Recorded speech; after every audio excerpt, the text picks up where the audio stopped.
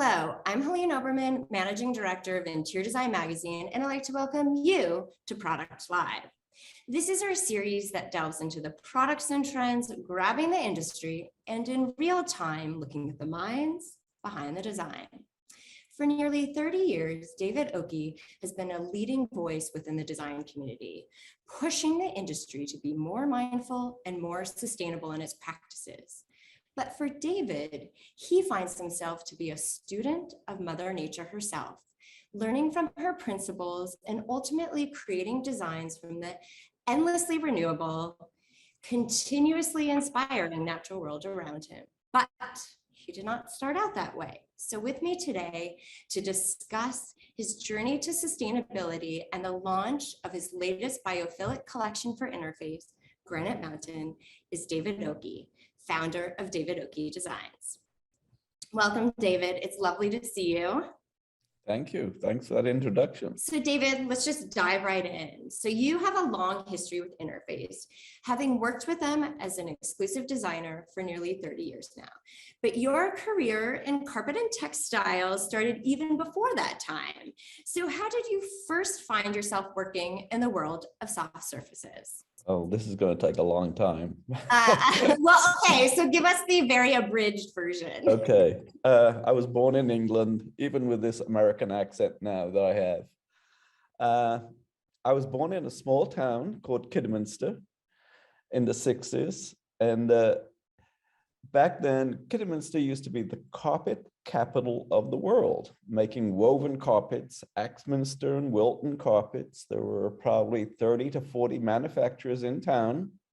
So I went to college and studied carpet design for 4 years. So in 4 years, I did kind of industrial practices in different countries, from Denmark, Northern Ireland, north of England, all with carpet design is my career. I think it can be really difficult for some people to believe, because I think really people nowadays equate sustainability and interface, and they go completely hand in hand. And that was through Ray Anderson of Interface. But you were actually skeptical of Ray Anderson and this mission that he's going on. What helped convince you to join Ray on a sustainability journey with Interface? At that time, Ray was suddenly at this epiphany of sustainable design, and I thought it would kind of go away.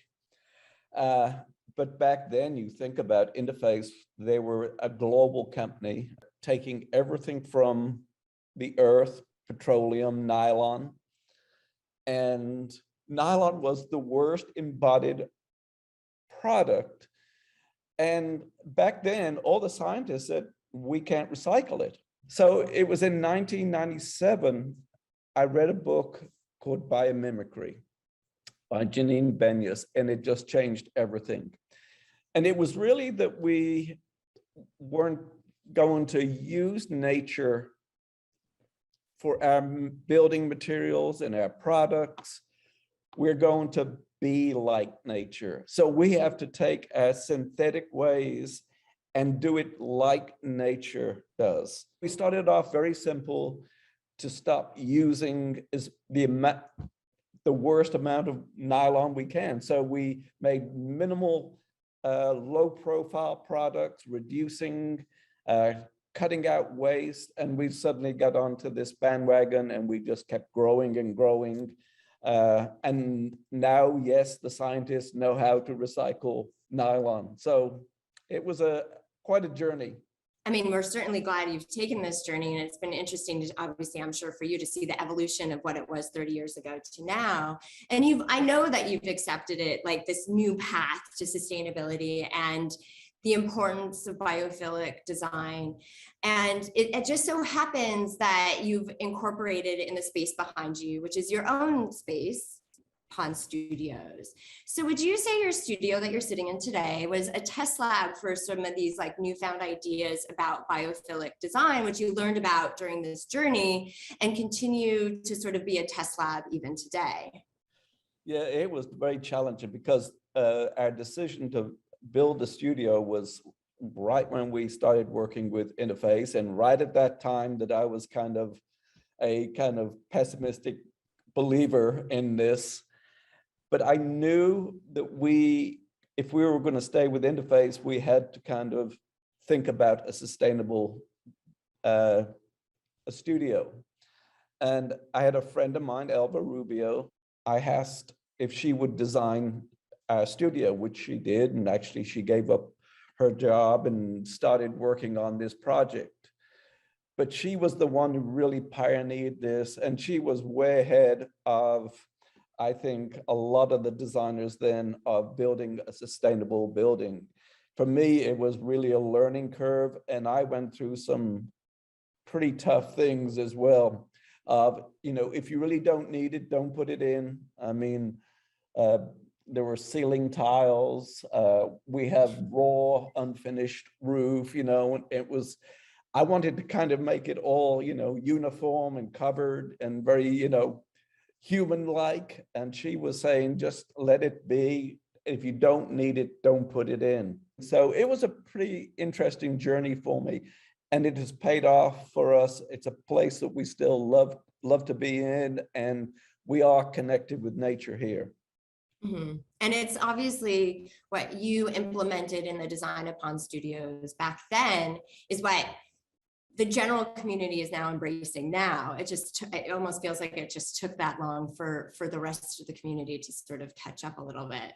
Yeah, it's, I think it's like you think about it, nature has evolved over millions of years, and we've been here actually for a pretty short period of time on Earth, but we want to change so fast.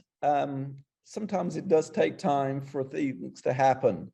But I look back now, even just 20 years, I'm amazed of how far we've come. And then all the other industries and the fashion industry, you just see it growing now. It's just unbelievable. So while Granite Mountain, of course, is your latest biophilic collection, you actually began exploring how to recreate biodiversity on the floor 20 years ago with the launch of Entropy Carpet Tile. So what guided you to your initial design for Entropy? Really, that came from when I read the book Biomimicry by Janine Benyus. Again, that changed me completely. And I was saying, okay, we have to get Janine here. We have to, start to embrace this. So we had a workshop that we had, was pretty much one of the first biomimicry workshops. And it was, Janine was talking about how would nature design a carpet tile? And she starts that off with everybody. How would nature make a chair, make an automobile? That's how she questions it. So she took our designers outdoors, and it was kind of strange for us, to go out and say, okay, what are we going to learn? Yes, we can make something like a leaf or a rock, but it was a fundamental thing of looking at nature. And one of the biggest things we started to see the difference between what we were doing and how nature operates. We were making what we call uniformity, monolithic product. That means every carpet tile had to look like the other carpet tile. If it didn't match up perfect, it was kind of rejected and thrown away.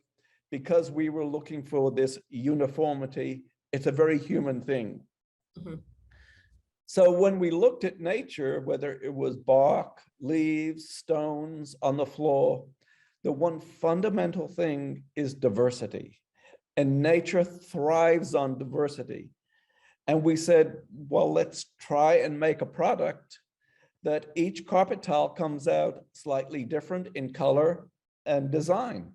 It was a huge step that we took back then, that suddenly all these tiles would come out of the box and they would not match the same. But it was a big change for us. We laid out the tiles. We could actually install them randomly. We could take different die lots from our suppliers. We wouldn't waste as much material. That the installers could easily install it with less waste. All the things came along that we didn't think about when we took this approach. So Entropy was this huge success, and we brought out 2 or 3 other products with that same design. One still is one of our top sellers, and it's still there. And it's a very practical kind of solution for modular flooring on a floor where you can actually replace, put one back down, and it doesn't, stand out from all the other ones. So that was a huge change to kind of just put your trust in nature. Well, it's interesting because I would like to say that like biomimicry and biophilia, which you were incorporating 20 plus years ago, it's like now almost a common word, in the design vocabulary, but I think it wasn't when you first really started utilizing it as the inspiration for Entropy and further collections. I want to speak more about Granite Mountain, which is your latest collection, your latest biophilic collection. And, it's very much a product of the pandemic, when we were all isolated at home, restricted from travel, and without many sources of inspiration. But you somehow went out there, not very far from your home though, and were able to capture inspiration for this collection. So tell us a little bit more about sort of your path to find this Granite Mountain. Yeah, our designs in the last, probably 10, 15 years have always we go back to nature. Like for every other collection, we kind of go back. And what happened with the lockdown for us was we were walking in our neighborhood walks. We would walk a lot. And I think we were doing sometimes like 7-10 miles a day, but was the same kind of walks. And it was meeting my son and his fiance. They said, "Have you been to Arabia Mountain?" And we said, "No." And one weekend, we took a drive 20 minutes out of Atlanta, and we found this kind of granite mountain that used to be kind of a quarry for granite. So we got there, and it was suddenly this inspirational visual of man and nature together, of this abandoned quarry. So, and you start to also see where nature is kind of reclaiming its place in that area. But we saw right angles and squares, and that's one of the things that we struggle with in carpet tile, because we are working with square rectangles. Now, when you really study biophilic design in nature, you can find rectangles, squares, 90-degree angles. You might find a few crystals, but everything in nature is organic. And if you want to build something strong, you build organically. Like the airplane you fly in, the windows, the doors are all curved for strength, the fuselage. So when we want to design for strength, and I see the shift even in architecture and design, that we are moving more organically in design. But the fundamental thing as far as aesthetics, to try and make organic shape in inside and interior with squares and rectangles, it's very difficult. So we start to see where nature and man had come together, and all these colors and patterns. It was just really an amazing, inspirational visit. So let's kind of dive into some of these patterns so that you were able to capture in Granite Mountain. So I know there's 8 altogether, correct? So let's start, give us a little sort of insider look at Rock Springs, Mantle Rock, and Rockland Road. Okay. Well, first, the collection, the inspiration for the collection on the mountain is diversity. You'll see big areas of plain granite. You'll see kind of interesting little oases of, they're called solution pits, where flowers are growing. And it's the diversity of the colors and design, which were also the inspiration. So the collection starts off with Rock Springs, I think Mantle Rock, and Rockland Road, I think. Those are the very subtle kind of, I would call, getting close to monolithic, but they have these very subtle tidal gray, which is the name of the granite from Arabia Mountain. So you have these beautiful granite patterns that we were capturing. The first three are kind of more kind of the basic kind of elements that you would probably use in a wide area in an interior. And then, so there's three more patterns. So flat rock, mountain rock, and Bridge Creek. And so what is the sort of style and aesthetic? Okay, those three are the most biophilic part of the collection because they're transitional products. There are three designs that look so organic that when you put them on the floor, you can actually see movement. And also those three are made on our latest technology of tufting that really can do anything you want. It can make intricate pattern, it can make very low profile texture. And these three go from a very low dense profile to this beautiful, diverse texture that keeps changing throughout a space. That one is kind of the most biophilic of the group. And then, so the last two patterns, how did these work in for Mile Rock and Panola Mountain? Okay, Mile Rock was actually what we saw a lot of, like broken fragments of rock where they'd broken up and it was just like shattered on the floor. And so that was the inspiration. And also we started to see kind of this luster in the rock. It was kind of like a, I don't know, just shiny. So we wanted to capture that broken, shattered look. And we used a metallic yarn to kind of highlight that luster. So Mile Rock is kind of that kind of very unique metallic and broken rock.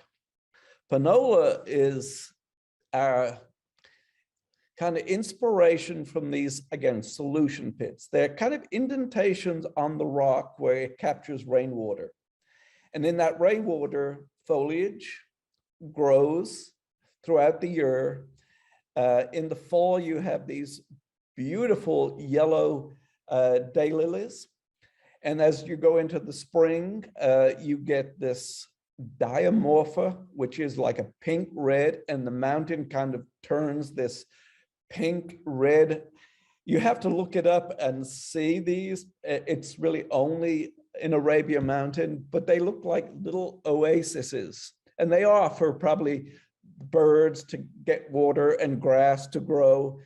And they reminded me so much of like little meeting points and area rugs within a space. And that's what we start to see in our interiors now. Go back to the 80s, our carpet tile was one same carpet all the way through a building. Now we usually have sometimes 20, 30, 40 different products on one project. And the inspiration for Panola, that's where really those little beautiful area rugs came from, like oasis. Well, no, of course, because I feel like nowadays, I feel like you were saying before, like it used to be monolithic, like everything was the same. And now it's like you have so many different intimate spaces and wayfinding, and you do have to design with like how an interior designer will ultimately create spaces and using flooring as a way to do that. But, you know, you kind of touched on it, obviously, with Panola and some of the others, but like, obviously this use of a more natural color palette has been growing strength over the last 10 years. And you seem to continue that with Granite Mountain. So what was the development process like when thinking about the color palette for this collection? Well, the color palette, we tried to be as true to the colors, and we actually took samples there to get, and really when you start to look at these intricate grays, and they go from cool to warm, and there's a mixture of gray. That was really very important. And then the importance to have color to be used in small spaces. And again, I would have to go back to the product. And I love even taking mixtures of those and putting them together. Because when you, in nature, if you see a petal on a flower, it's not one solid color. It's probably thousands of that hue in that shape. And we suddenly struggle, to get color and design even close to nature. So diversity of color and pattern, very important in the design process of this collection. So while we've been focused on the commercial side of the collection, there is a companion to Granite Mountain that one can specify from the Interface consumer brand, Floor, which I know you can use for both the commercial market and use at home. So what is your design approach to Floor as compared to Interface products? And really, how do you integrate your designs for both? That's a great question, because it's actually getting to a challenge for us right now, because we started off Floor as being really designed for the residential market. Then we start to see more and more of our commercial customers starting to want to use the product. Now, the product is really made from the same yarn system, our 100% recycled content on the same machines, and the products really have the same performance as our commercial. It's really color and design separates the direction. But we've had so much success with the Floor. Now we're starting to figure out, okay, is it residential we want to go, or do we want to lean to the commercial? But more residential looks and colors are being used now in commercial spaces, as you know. And so it is a very important part of our collection now. And you'll see more and more products that have coordination, connection to both the commercial and residential. It's actually a very exciting product collection for us to design for. So for both Interface and Floor, sustainability, so if we go back to sort of our beginning of our conversation, of course, continues to be a part of the DNA of all of their products. And of course, Granite Mountain is no different. So how does this collection really carry on the tradition of sustainability first established by Ray Anderson and incorporate some of the more recent initiatives set by the company? Well, some of the new initiatives are some of the backing options, which we don't get involved with. That's the technical part that holds that product together and goes on the floor. They've made a lot more progress and moving to carbon neutral, carbon negative in those backing options. The most connected we are is through the yarn. Working with, definitely with Aquafil, who've made unbelievable strides. Interface cannot be sustainable on its own. It has to have suppliers to make the product and people to specify the product. We're kind of all in this together.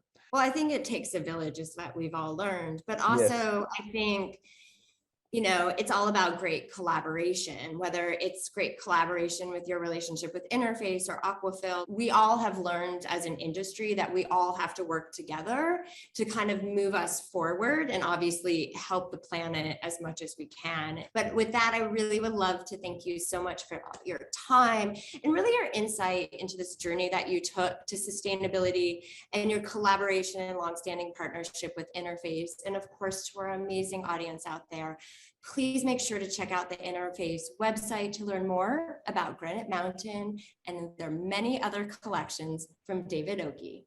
Thank you.